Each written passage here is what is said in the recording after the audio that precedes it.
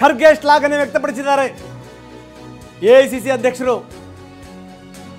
ಸೇನೆಯ ಕಾರ್ಯಾಚರಣೆಗೆ ಶಬಾಷ್ ಎಂದಿದ್ದಾರೆ ಮಲ್ಲಿಕಾರ್ಜುನ್ ಖರ್ಗೆ. ಮಲ್ಲಿಕಾರ್ಜುನ್ ಖರ್ಗೆ ಅವರನ್ನ ಒಪ್ಪಬೇಕು, ಯಾಕಂದ್ರೆ ಮುಖ್ಯಮಂತ್ರಿಗಳೇನೋ ಸ್ಟೇಟ್ಮೆಂಟ್ ಕೊಟ್ಟಂತ ಸಂದರ್ಭದಲ್ಲೂ ಕೂಡ ಅವರು ಅದನ್ನು ಒಪ್ಪಲಿಲ್ಲ.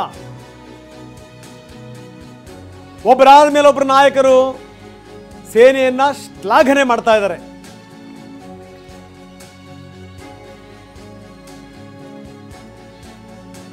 ನೆಕ್ಸ್ಟ್ ಯಾವ್ಯಾವ ನಾಯಕರು ಏನೇನು ಹೇಳಿದ್ರು ಅದರ ವಿವರಗಳನ್ನು ನಾವು ನಿಮಗೆ ತೋರಿಸ್ತಾ ಇದ್ದೀವಿ. ರಾಹುಲ್ ಗಾಂಧಿ ಹೇಳಿದ್ದಾಯ್ತು, ಖರ್ಗೆ ಹೇಳಿದ್ದಾಯ್ತು.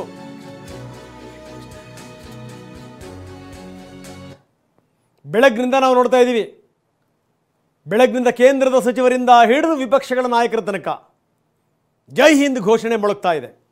ಯಾಕಂದರೆ ನಮ್ಮಲ್ಲಿ ಅದೊಂದೇನೋ ಒಂದು ಕೆಟ್ಟ ರೂಢಿ ಆಗ್ಬಿಟ್ಟಿದೆ ಮಾಲ್ತೇಶ್. ಏನಾದರೂ ಈ ರೀತಿ ಹೋದಂಥ ಸಂದರ್ಭದಲ್ಲಿ ಅಪಸ್ವರಗಳನ್ನ ಹಾಡಲಿಲ್ಲ ಅಂದರೆ ನಾವು ಭಾರತೀಯರೇ ಅಲ್ಲ.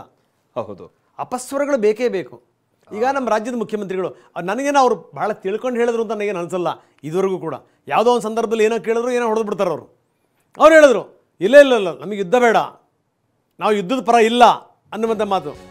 ಏನು ಇವ್ರ ಹತ್ರ ಬಂದು ಸಹಿ ತಗೋತಾರೆ ಯುದ್ಧ ಮಾಡ್ತೀವಿ ಕೊಡಿ ಅಂತೇಳಿ ಅಂತ.